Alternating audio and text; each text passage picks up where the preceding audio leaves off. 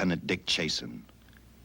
This hadn't been a routine case, and to find the answer, I've had to put a lot of little pieces together.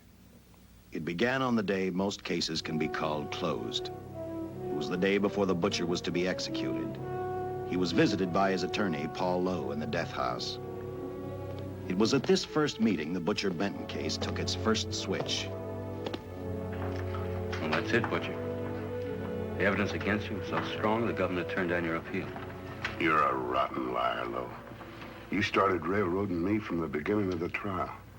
And now you're still trying to throw me curves. Look, I don't blame you for being edgy, but get this straight. I didn't double-cross you. I never worked harder for a client. You mean you never worked harder for a client to get him sentenced? You were a fool, Butcher. If you hadn't tried to double-cross Squeamy Ellis and Joe Marcelli, they wouldn't have turned state's evidence against you. But you had to get greedy. You wanted to keep the whole $600,000 for yourself. Well, the boys got sore, and I don't blame them. It was all your idea. You planned the whole job. You hired us. When you found out I'd staged the money, you decided it was time for me to die. You got those two crumbs to turn state's evidence on me. You stinking rotten mouthpiece. We both know that isn't true, Butcher. Now, look, what's the sense in not giving me the money? It's not gonna do you any good. Well, I'll have the satisfaction of knowing that none of you three crumbs are gonna spend it. What about Eva? Don't you owe her something? You tell me where the money is, I'll see that she gets your share. I've got a different idea. I'm gonna kill you and Squeamy and Joe. Then I'll take care of Eva myself. You thick-headed ape, you're gonna die tomorrow. Remember what I said? I'm gonna get you, all three of you. Even for you, Butcher, that'd be quite a trick. So long, dead man. Remember what I said? I'm gonna kill you, all three of you.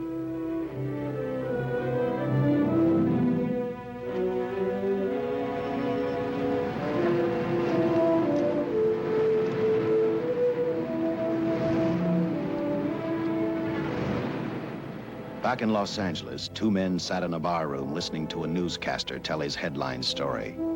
He played up big the butcher's threat to kill Paul Lowe, Squeamy Ellis, and Joe Marcelli for their having turned state's evidence against him.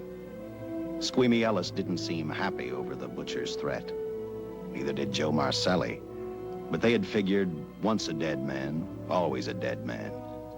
But this was one time everyone was in for a surprise, including the entire police department.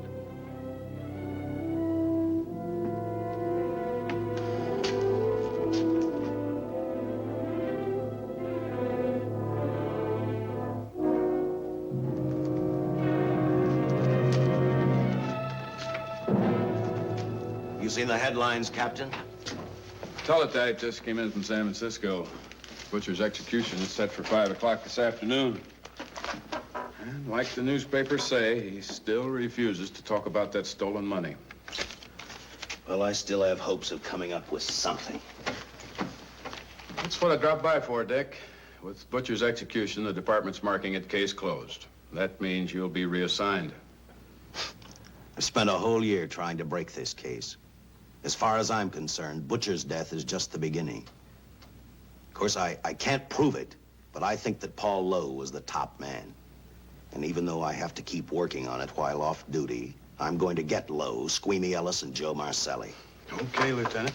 Officially, I've taken you off of the case. Unofficially, I wish you luck. Do me a favor. Keep me posted. Will do. Thanks, John. I headed for Eva Martin. She worked in a local burlesque house. I'm a cop, and my job is to ask questions and get answers. So I decided I might as well start again with her.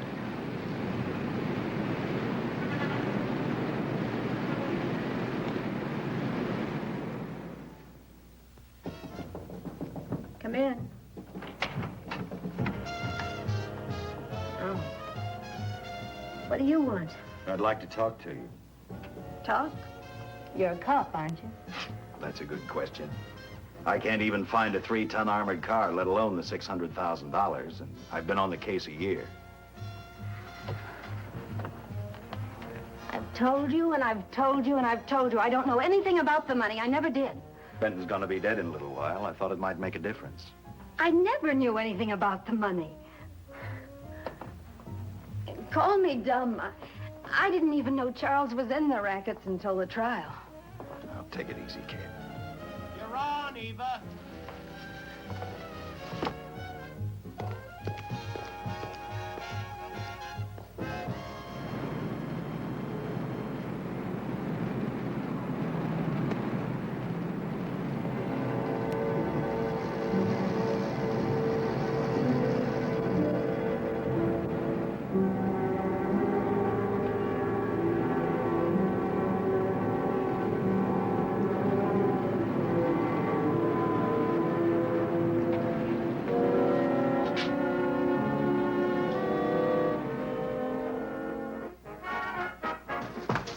Honey, here's your wrap.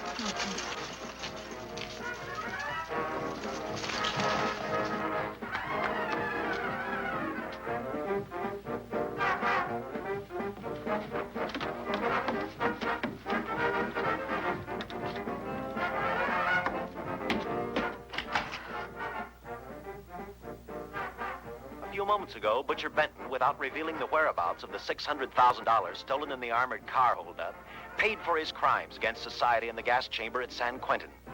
Now for a look at the international scene. Today... Come on, baby. Don't waste tears on Benton. I feel so badly about Charles. If I'd known, maybe I could have done something. How about a drink? We could both use one. An artist can't drink while she's working, Paul. Boy, see.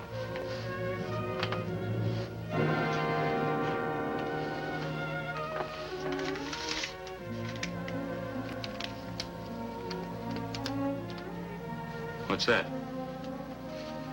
Well, now what's the matter? It's a message from Charles. He told me to open it if he died. Finale, Eva. All right. How about a steak after the show? No, thanks. Not tonight, Paul.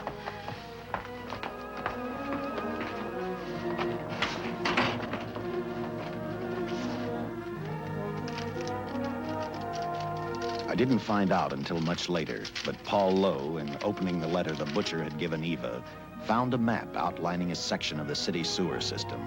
And clearly identified was the spot where the butcher had hidden the stolen payroll. He replaced it with a $50 bill. I guess he figured $50 to gain $600,000 was not a bad day's work.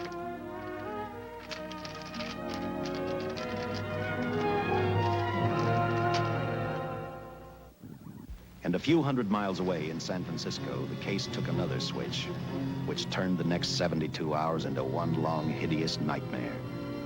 Dr. Bradshaw, a distinguished biochemist, was making preparations for a final experiment which he hoped would lead the way to a cure for cancer.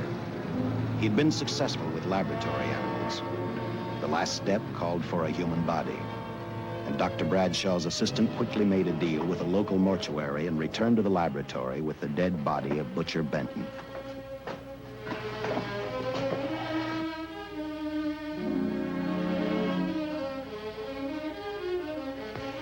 You made good time. Well, I didn't waste any. Any trouble? No, I just handed the money over and moved the body into your station wagon. That was that. Good. Get a syringe.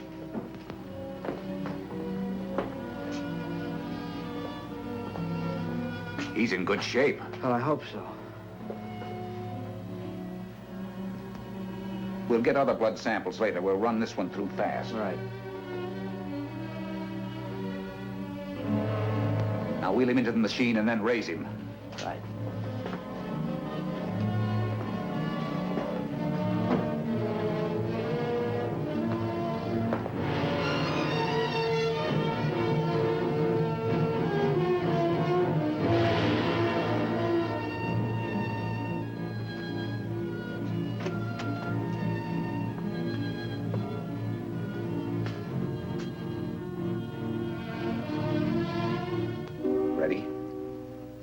going to give him 287,000 volts? Yes, yes.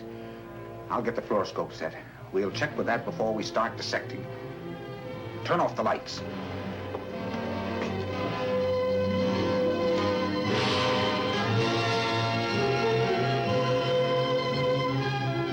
There you are, old boy.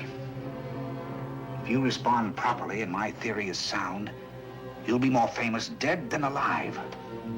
Throw the switch.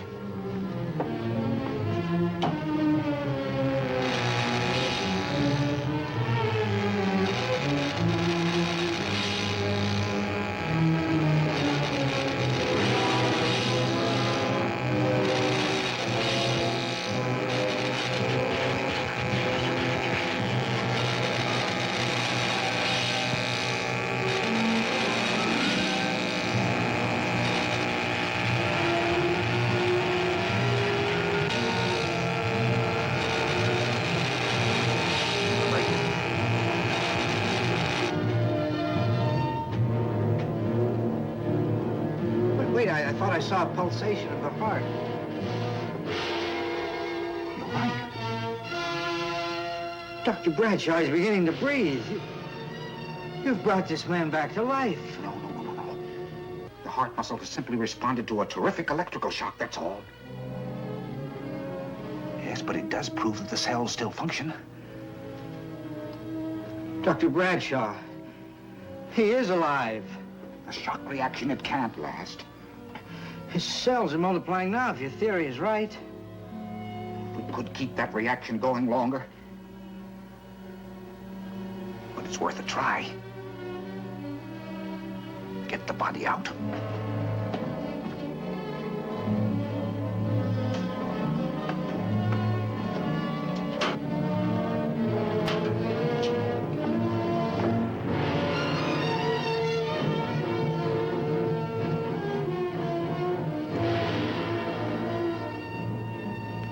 Get some adrenaline from the supply room. Some amyl nitrite, too. Hurry, hurry!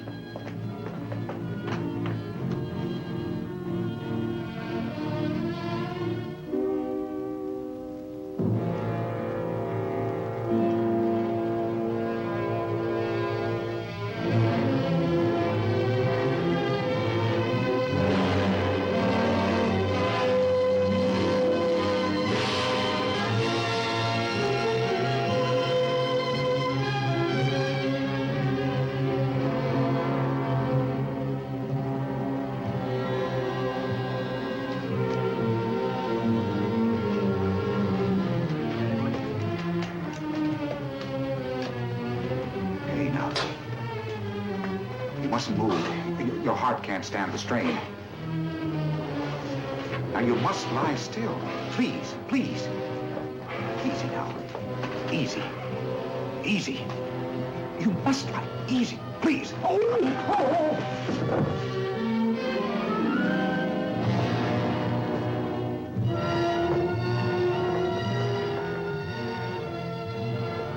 Dr. Bradshaw's experiment had given life back to the butcher. He tried to talk, but the electrical voltage had burned out his vocal cords. Yet it hadn't destroyed his brain. He knew who he was. He knew who he hated. As he stumbled about the room, I think he thought only about one: kill Lowe, Squeamy, and Joe Marcelli. The tremendous electrical voltage that Dr. Bradshaw had given the butcher had increased his cellular structure to the point where he was no longer a man. Dr. Bradshaw's experiment had created a vicious, brutal animal with an almost inconceivable amount of strength. Dr. Bradshaw must have believed the butcher's regained life would last for only a few minutes. Therefore, instead of calling for help, the doctor decided to handle his creation alone. Now, easy, Benton. Just relax. I'm a doctor. I want to try to help you. Do you understand me? You're in my laboratory. The execution was carried out and you were declared dead. I tried an experiment on you and brought you back to life, although I didn't intend that. Now, you've had a great shock. Now come and sit down. Now, be quiet. Now, come and sit down. Take it easy. That's the boy.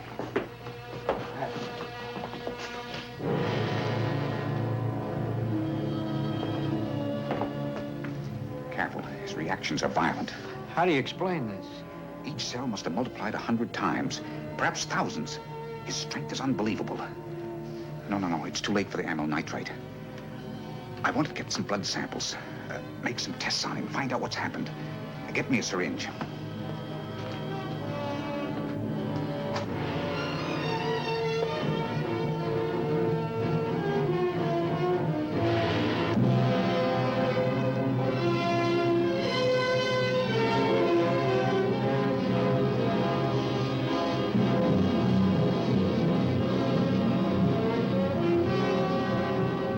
Why won't the needle penetrate the skin?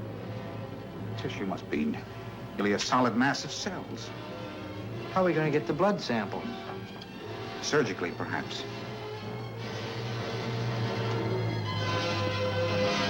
Now, easy, man. Take it easy.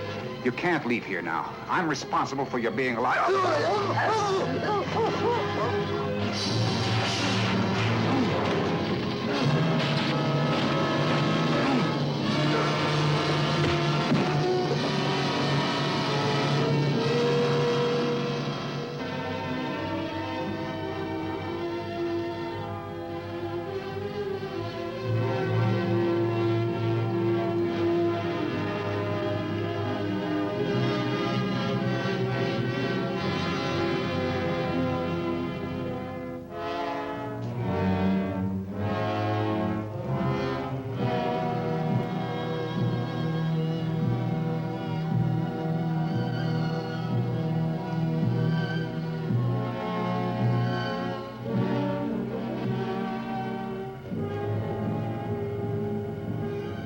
Towards the end of this case, Captain Lauder and I found out the doctor and his assistant had been murdered. But I'm getting ahead of my story. The butcher didn't know how he had been brought back from the dead, and he didn't care. All he knew, he was alive. Then this monster-made man started thinking about Los Angeles.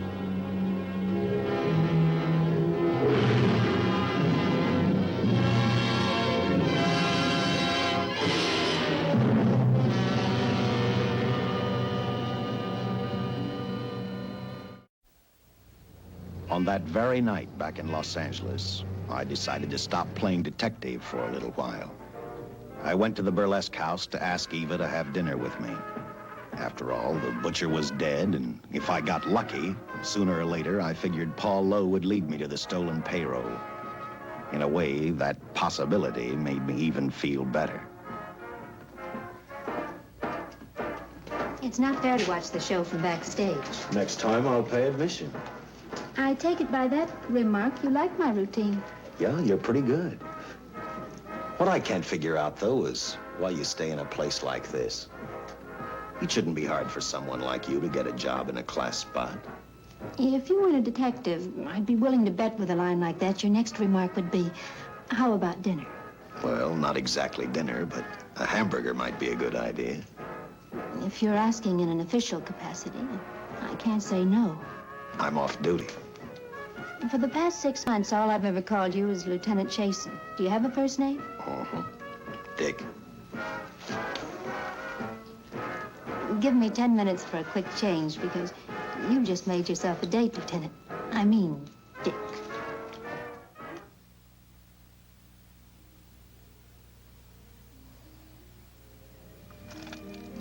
Know something, Dick? I haven't had hamburger in the front seat of an automobile with a guy in a lot of years. Well, from now on, we'll do it more often. It's funny. I always figured a policeman wasn't really a human being. I mean, unless he was arresting someone or trying to solve a case, he was unhappy. Shows you how wrong you are. In fact, everyone on the force gets fed up occasionally with the job they do. Maybe we're more human than anyone else. We see so much trouble, we get to hate the word. But as long as the world's filled with people, there'll have to be men who enforce the laws. What made you join the department? Now who's making with the questions? No, honest, I'd like to know. Well, it's really a very short story. When I got out of the Air Corps, I knocked around for a while. Well, I went to work for an oil company. One day, I went back to college on the GI Bill. Just before graduation, I noticed all about the police department exams. Seemed a pretty good thing to do with your life, so I took the exams, passed, then went on from there. If I ask one more question, will you give me a straight answer? Try me. Am I still part of the Charles Benton investigation? I mean, right now. I don't think so. As far as the department's concerned, when Benton was executed, the case was marked closed. But inside of me, that's not good enough. I don't follow you. Well, the $600,000 is still missing.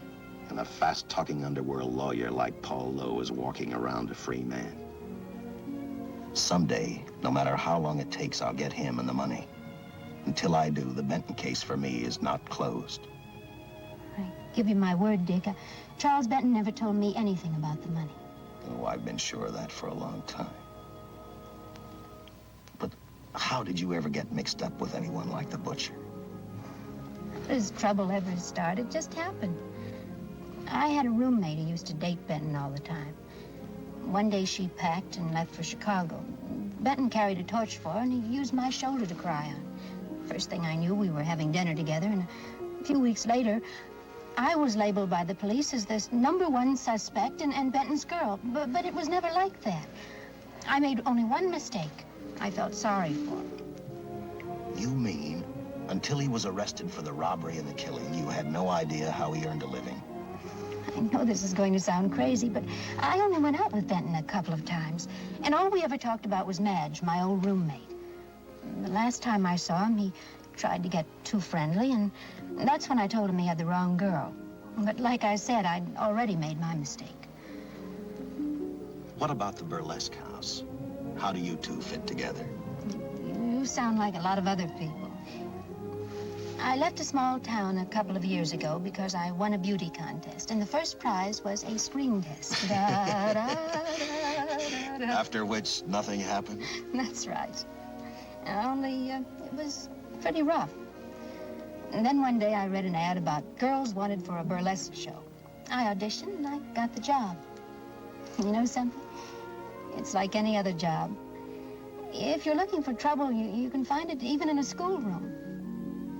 Well, when the screen test didn't work out, though, why didn't you go on home? Well, first you have to have a home to go back to.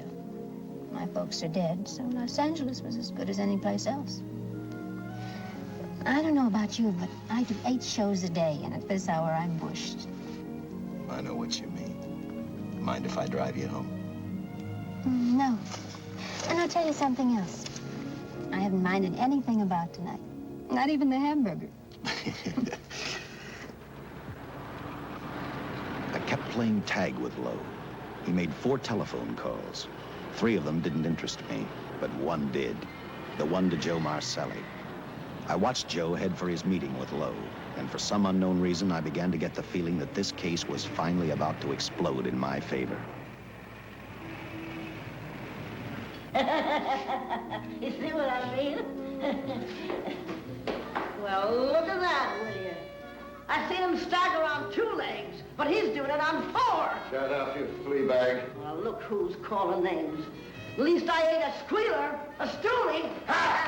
I warned you before. All right, Harry, that's enough. I'll take care of him. I want to talk to him. Okay, Mr. Lowe. With any future business you've got with this psycho, take care of it upstairs in your office. He keeps showing around here, sooner or later he's going to get slugged, cripple or no cripple. All right, shut up, Joe. Sit down.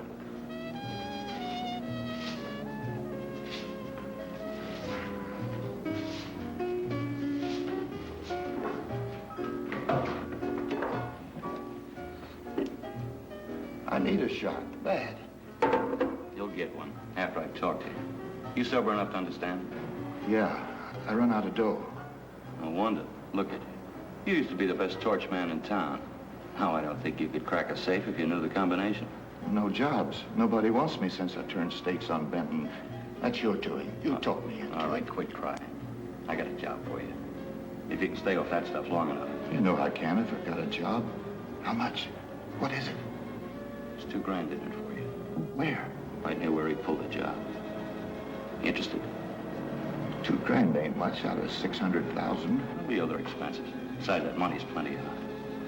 Now, you want it, or do I get another boy? I'll do it. How soon do you want me to go to work? Set it up for tomorrow night. call me before noon, I'm going to the races. 1. And that's all, the job's over.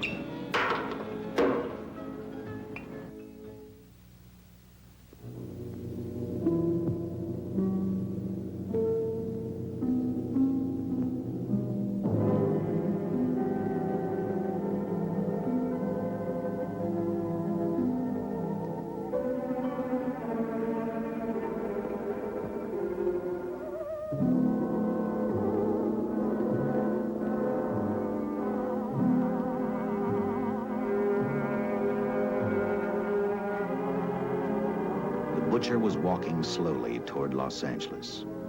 He'd traveled through wooded hills to prevent being seen by anyone. Finally, he came to a quiet road. He stopped to get his bearings. And then he saw her, and he saw something else. An automobile. For the butcher, that rang a bell. With a car, he knew by the next afternoon he'd be in Los Angeles in plenty of time to catch up with the 3 men who had double-crossed him.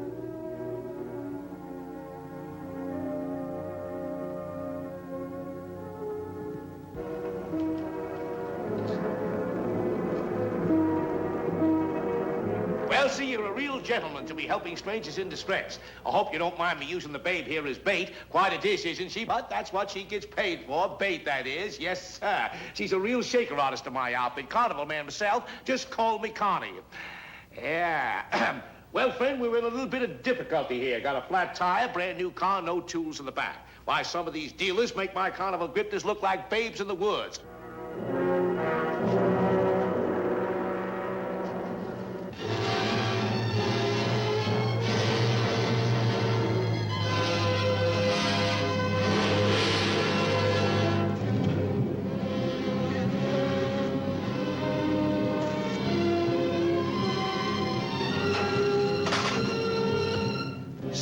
Holy.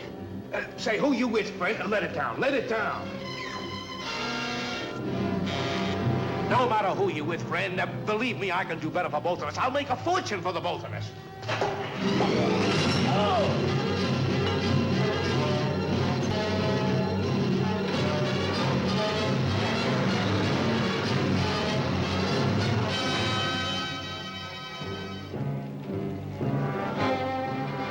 An hour later, the San Francisco Police Department sent out an APB. Squads were sent to various parts of the countryside.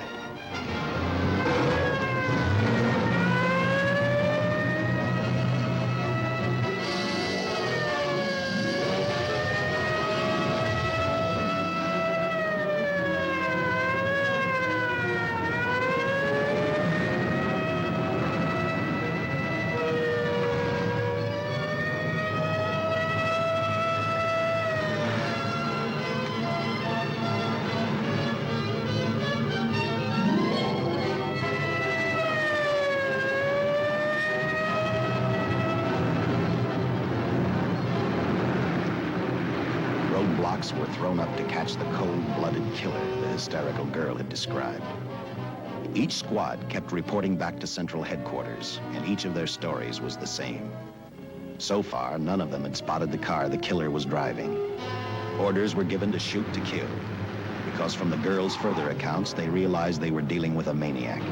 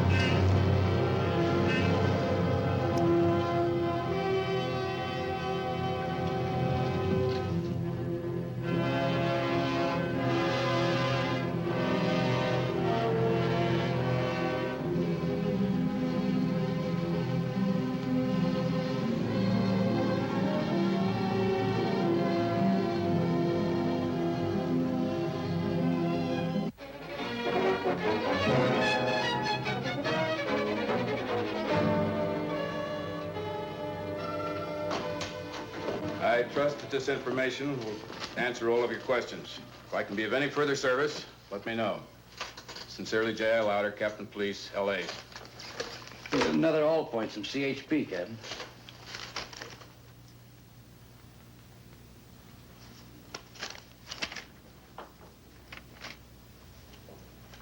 These reports sound like they come from a bunch of loonies. You sure do. There it is. Sergeant. Yeah. I want Lieutenant Chasen to look these over as soon as he comes in. All right, Captain. The next morning, I read the stories of the brutal murder of the 2 police officers. I also read the witness's statement about the bullets having no effect upon the killer. I felt sorry for the witness, and I thought about how easily a person's mind can become confused when suddenly they receive a brutal shock. I didn't believe a man existed who could not be stopped by a slug from a .45. Good morning, Captain. You and the rest of the force are going on 24-hour duty. Seen the headlines? You mean this guy that's running amok up north? Yeah, the latest report, he's killed 2 police officers. Made a getaway in a green coupe heading south. I've got a hunch this killer's gonna be our baby. He could be in town right now. Yeah. You better get started, Lieutenant. Okay. Any new leads on that holdup money? I think the girl can probably be counted out. If any of the others are wise, they're keeping mighty quiet. Let it ride for now. The whole force is going to be on the spot until we catch this killer. Newspapers will have a field day.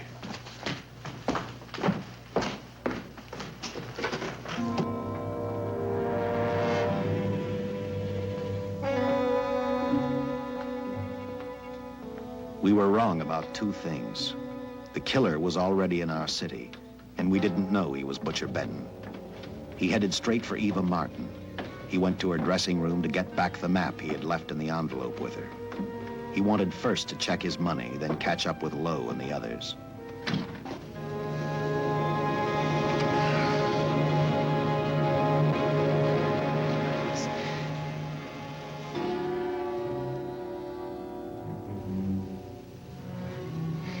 Can't be.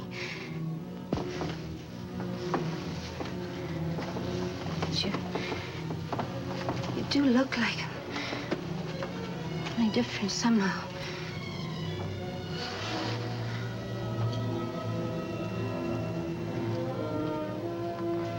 It is you. Why didn't somebody tell me? What's happened, Charles? Those look like bullet holes. Are they?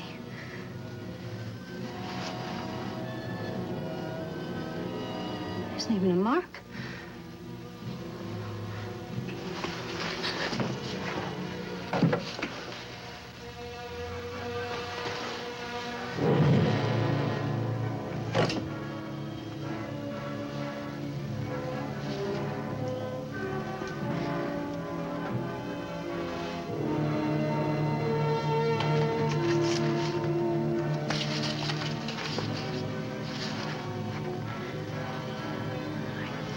I opened it like you told me. I found the $50. I didn't know why you left it. Oh, Paul didn't know why he was here.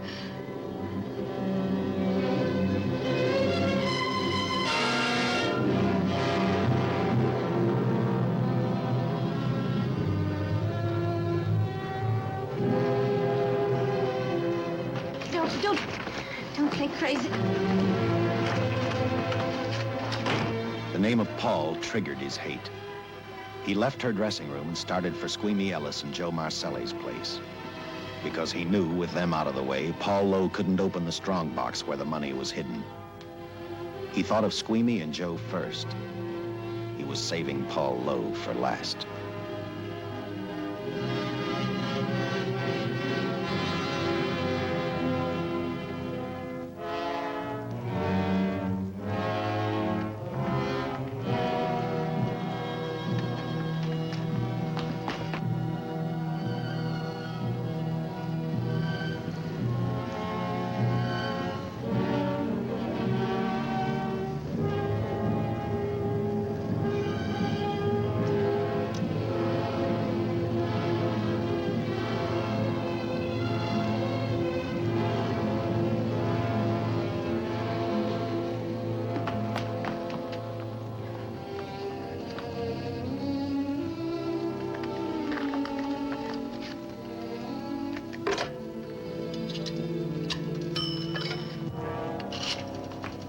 Hey, Eva, can I borrow your eyebrow pencil?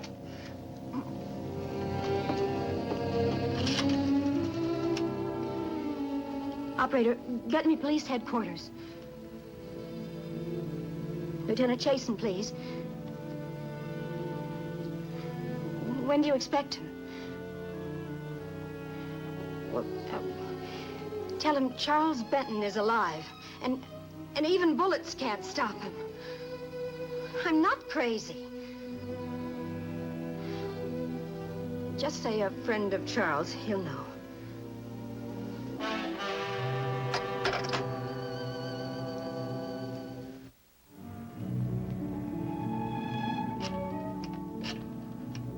After leaving a message for me, Eva telephoned Squeamy Ellis. She tried to tell him the butcher was alive and on his way over to kill him. Squeamy didn't believe her, and in a way you couldn't blame him. Who in their right mind would believe a man had returned from the dead? What Squeamy actually believed was that the butcher, before his execution, had hired a killer to carry out his threat.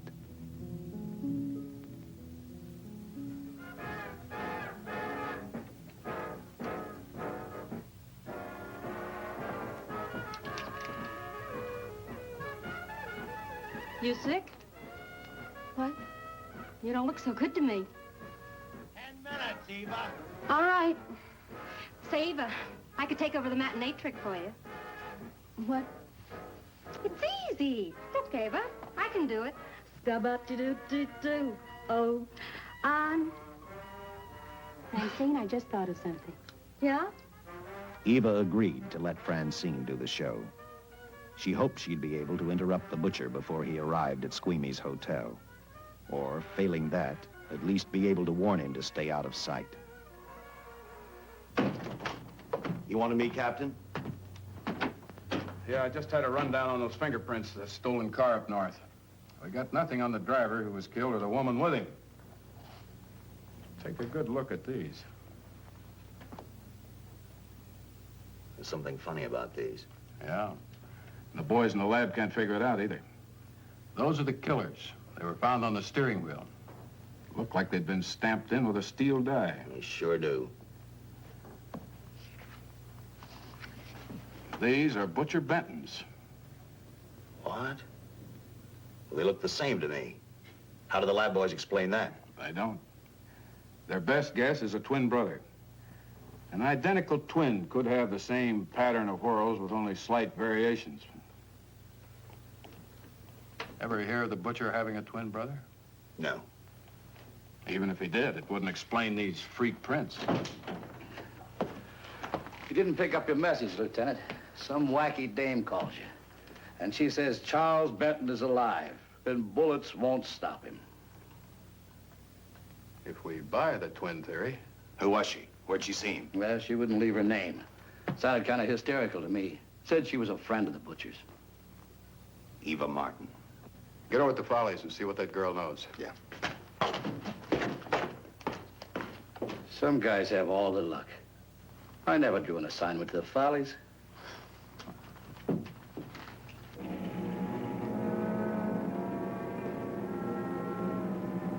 Meanwhile, the butcher headed for Squeamy's hotel.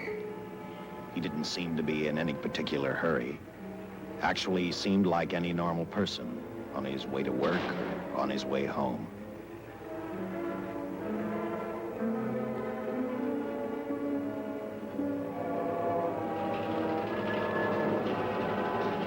He rode up Angel's Flight, arrived at the top, scanned the hotel building, and then noticed the only exit from Squeamy's apartment, a fire escape.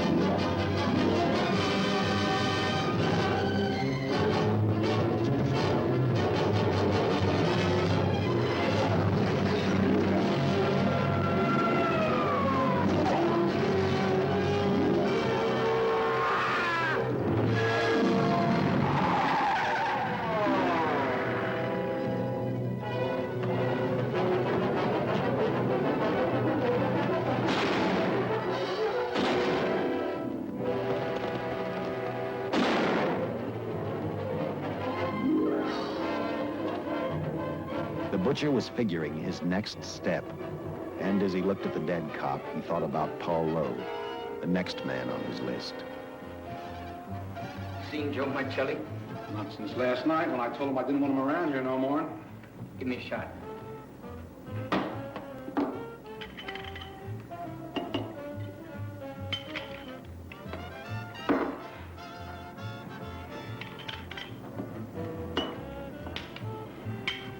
Look, I need help. Just found out that Benton's hired a killer to get me. He's after Joe, too. Well, then drink up and get out. I don't want no trouble around my place. You're a real pal. Drink up and get out, I said.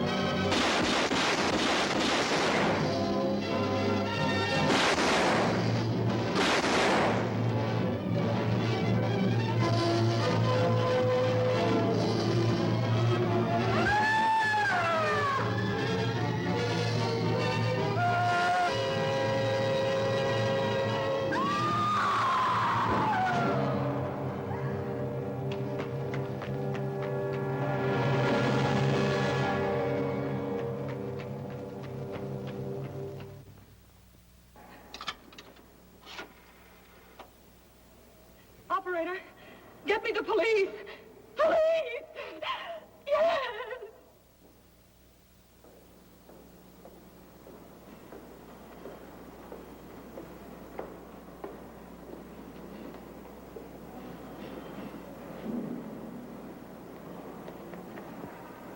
What's happened?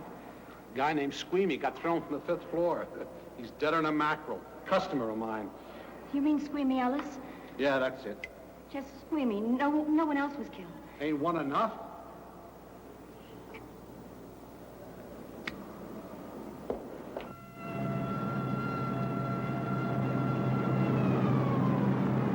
I tell you, the bullets never even phased him. He must have been wearing a bulletproof vest. God help us when the papers get a hold of this. Keep an officer on duty here till you hear from me. We'll get a stakeout on Joe Marcelli. I'd like to talk to Joe. Lauder, I'm going to call San Quentin. Suppose Benton is alive. Every available man's been put on the case now. Yes, sir. All right. All right. Anything new? Report on Dr. Bradshaw, owner of the station wagon. The San Francisco police located his laboratory in the basement of an electrical power receiving station. Bradshaw, what's he know? He's dead. And another man, too, his assistant. The lab is a shambles. But now we're getting some action from San Francisco. Benton's body never arrived at the mortuary where it was supposed to go. An attendant there finally broke down, admitted he picked up some quick cash by handing the body over to a man he was unable to identify. The man was driving a station wagon. Blasted man, the chief's on my neck, and the commissioners are on his, and the mayor's on theirs. Now, am I supposed to tell them that our killer is a dead man? They found a notebook in Bradshaw's lab. It ties his experiments in with a Professor Dwiggins at Caltech. I hope to hear from Dwiggins soon. Captain, report from the valley on a hysterical woman. Reports the presence of the killer. There's the location. Let's go.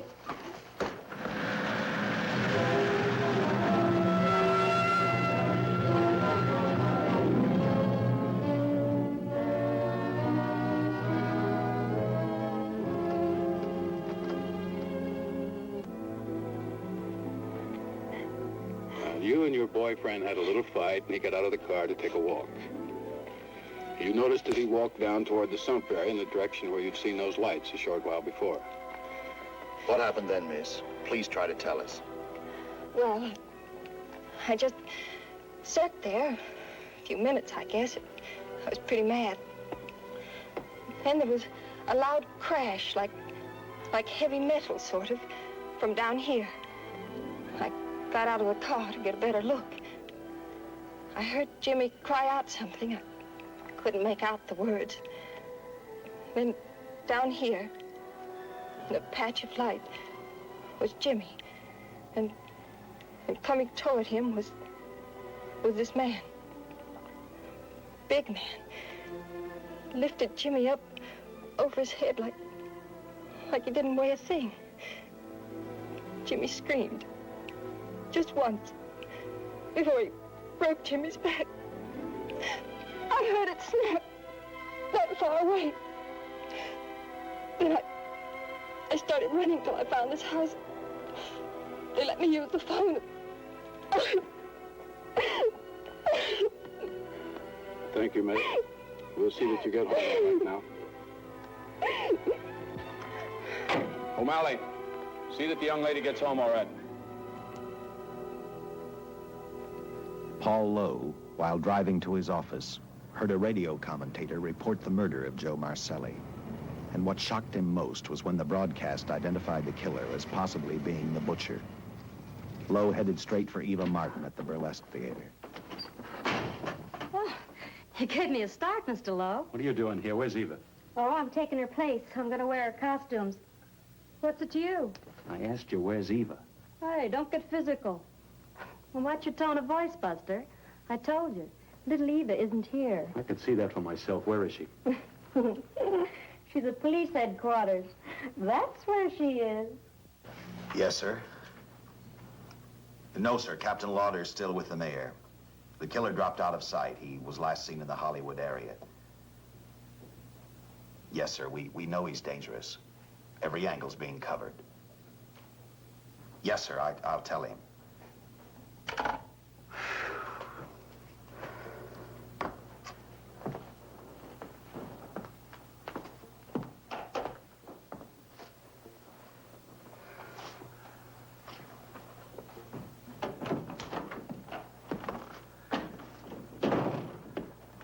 Here, see how these fit. Low heels. I'm sorry. It's the best our wardrobe department can afford. Any idea how soon the captain will be back? Now, look, I'm going to see the captain. I'll have to wait here all night. Paul. Paul, Charles killed Squeamy and Joe. Joe, too? Benton? He's alive. I saw him, but nobody will believe me. I'm checking it. My guess is whoever killed them is on the trail of the money, Lowe. Now, maybe you better start talking if you know anything about it. I don't know anything. Did the butcher have a brother? No brother. It was Charles. I saw the tattoo on his arm.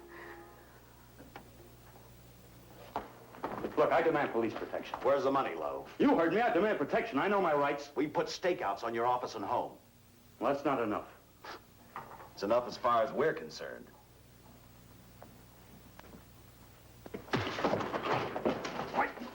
Now you gonna book me, Sergeant? Dan, throw away the key.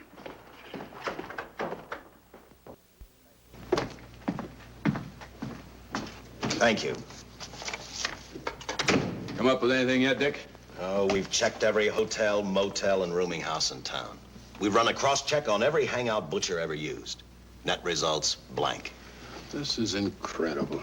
We not only discover a dead man turned killer, but it's beginning to look like he plays ghost, too. He's somewhere in this city, and if we have to take it apart brick by brick, we've got to get him. I may be way off, but I think Paul Lowe could tell us a lot. Maybe, but it's a cinch he's not going to. Well, suppose he had no alternative.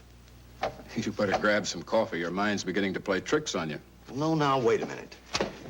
When Lowe came to us for police protection, it was because he was scared stiff the Butcher would add him to the list of Squeamy Ellis and Joe Marcelli.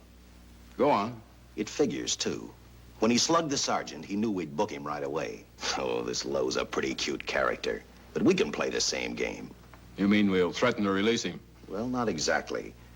You tell him you realize that he was excited, that throwing the punch was accidental. Tell him we're not going to make a charge, that he's completely released. Lieutenant, you know we can't do that. Lowell made his first mistake when he hit the sergeant, and that'll get him a year. As far as the department's concerned, at least it's a small victory. If my hunch is right, Lowe won't want to be on the streets with the Butcher looking for him. And he may talk, and talk a lot. Enough maybe for us to get rid of him permanently. Even lead us to the Butcher. If he's frightened enough, that might work. But if it doesn't... No, Dick, I'm not going to release him. I want him out of my way so bad I can taste it, but not bad enough to be responsible for getting him killed. The good thing about that, Captain, is the fact we know it, but Lowe doesn't. Let's give it a try. All right, Lowe. Come on out. I think you'll find everything in there. You're free to go, Mr. Lowell. Wait a minute. Who do you think you're kidding? You arrested me for assaulting an officer. Court, I'll plead guilty. With luck, I might get off with 6 months. For a lawyer, you're forgetting a very important point. If no charge is made, there's no trial. It was a tough day for everyone. We figured your nerves were on edge, and when you threw the punch, you didn't know what you were doing. I've squared everything with the sergeant. It's all over, all forgotten. Yeah? Why'd you bring a stenographer? Simply because I wanted a record of our conversation at the time of your release. Okay, Lowell, let's go. Oh, wait a minute. Once out on those streets and I'm a dead man. You let me go, you'll be responsible for murder. Oh, come off it, Lowe. You're imagining things. You know the Butcher threatened to kill me. You set me free, he'll do it. Well, that's just a risk we'll have to take. But the way I look at it, Mr. Lowell, you'll be okay. Look, Captain, I'll make a deal with you. You keep me here and I'll tell you how to recover the money. Maybe even catch the Butcher. No deals, Lowell. You'd probably tell us anything just to stall for time. Come on, let's get out of here. Now, wait a minute. All right. I'll tell you the truth. Start taking this down. I, Paul Lowe, hired Butcher Benton, Squeamy Ellis, and Joe Marcelli to pull off the armored car holdup. And then Lowe continued with his confession. He told us about finding the map. He showed us the exact location of where the Butcher had hidden the stolen payroll. And he gave us a most important answer. The explanation as to how the Butcher was able to elude detection. His means of escape was the sewer system beneath our city.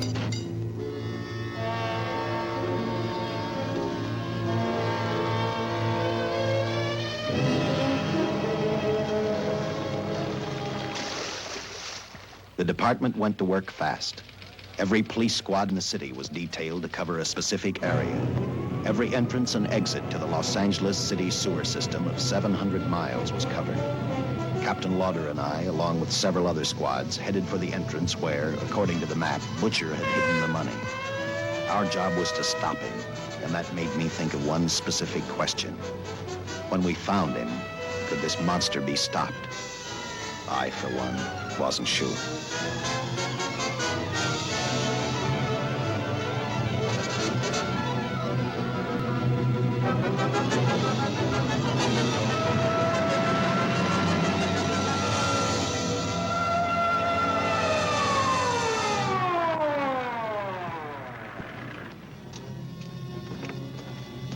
Everything all set, Lieutenant? City engineers mapped out each possible exit. A squad of officers are spotted at every point. If the butcher can be caught, now's the time. Well, after I talked to Caltech, I called on the fire department for a little help. The professors thought a flamethrower might stop him. Flamethrower? I suppose their boys have had a chance to join our squads by now. See, we have one with us here. Have you thought about what'll happen if this doesn't work? No. I've been praying too hard that it will work.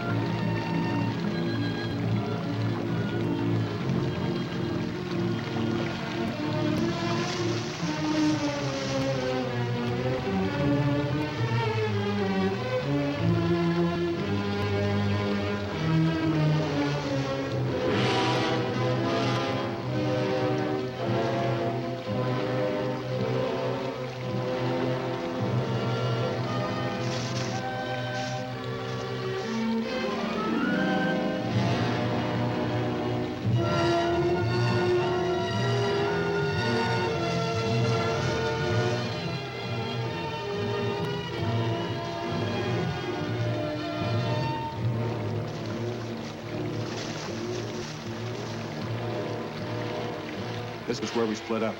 I'll go straight ahead.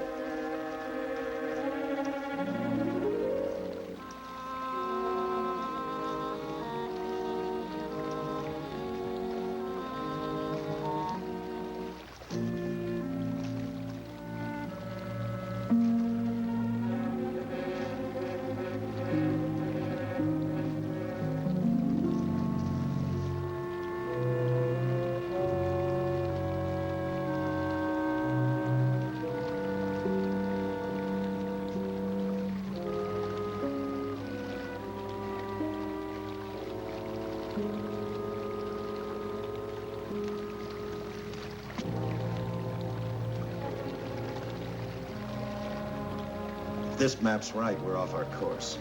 We'll have to backtrack.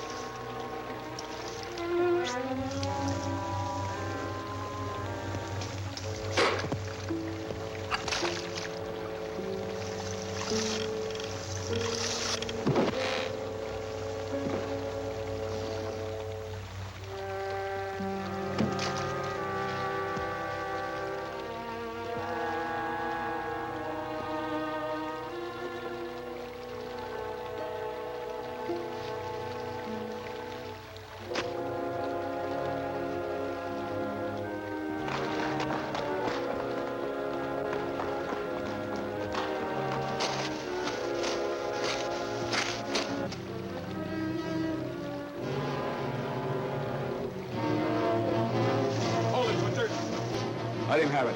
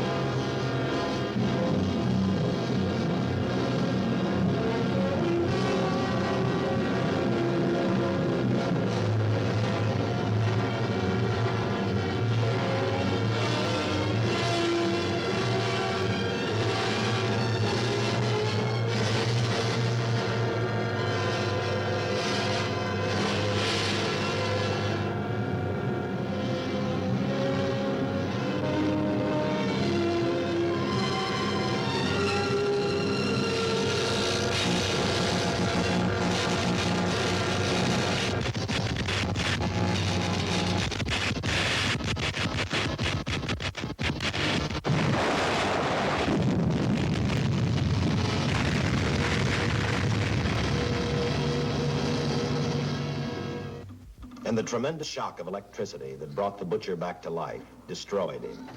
The $600,000 stolen in the armored truck robbery has been recovered. Case closed. Well, here are the scientist's comments for your records.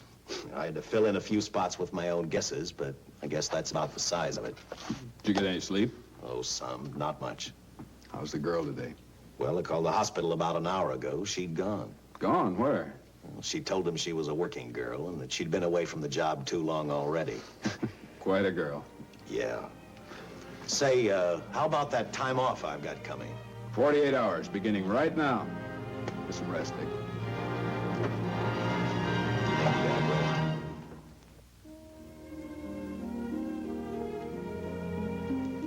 know something, Dick? The past 72 hours seem like a bad dream. That rest in the hospital today really gave me a new lease on life. Now that it's over, I can't believe it actually happened. The important thing is to remember it is all over.